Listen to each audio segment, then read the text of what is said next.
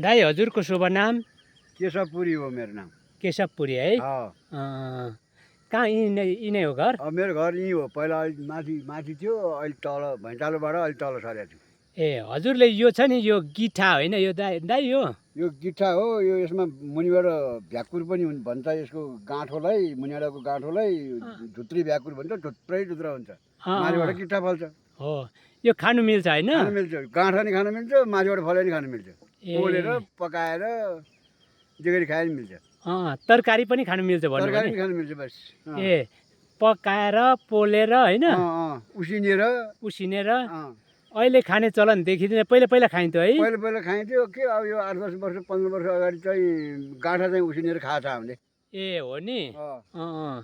यसमा त अहिले धेरै रिसर्चले बताएको होइन, एकदम फाइदा गर्ने पोषण तत्त्वहरू पाउँदो रहेछ त। होला, अब त्यो चाहिँ हामीलाई ज्ञान भएन। हामी त खाइदिने हो, खानेकुरो हो, खाइदिने हो।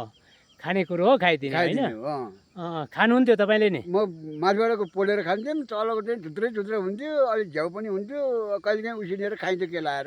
ए तरकारी चाहिँ कसरी खाने दाइ? तरकारी माथिबाटको गिठा, बाहिरको बोक्रा खुर्किने, अनि भित्रपट्टिको काट्ने, पकाउने, खाइदिने। ए मिठो हुन्छ? मिठो हुन्छ। जोस् मिठो हुन्छ भन्ने थाहा छ। अब के फाइदा हुन्छ त्यो चाहिँ थाहा छैन। फाइदाको हामीलाई केही थाहा छैन। खाइदिने हो, पेट भर्ने हो। त्यही हो। ए अहिलेको बच्चाले खान्छन् खाँदैनन्? यो देख्यो भने गुच्चा खाल्छन् तिनीहरू त। खाएनन्। यो के हो के हो होइन? पहिला खाने चलन थियो है। ए यो अहिले यो त सानो छ कि? यो त सानो छ, यो फल्ने बेला हुँदैछ यसको। हुँदैछ है? ल यो जङ्गलमा धेरै पाउँदो रहेछ। मैले यसो हिँड्दाखेरि याद गर्छु, मर्निङ वाक गर्दा तल जङ्गलमा त ठुल्ठुलो पनि रहेछ होइन दाइ? तल हाम्रो बारीमै पनि छ यो, अलि ठुल्ठुलो छ। ए जोस् अहिलेको मान्छेले चाहिँ चिनेका छैनन्। के हो पहिला हजुर घाँस। अहिलेको मान्छेलाई घाँस हो, त्यति हो।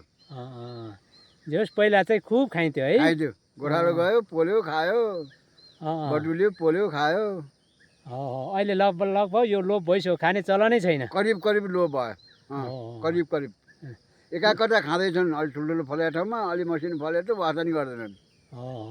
ए ल एकदम खुसी लाग्यो तपाईँले जानकारी दिनुभयो होइन, तपाईँको आफ्नो अनुभवहरू सेयर गर्नुभयो। धन्यवाद दाइले हजुर। हस् है त, धन्यवाद।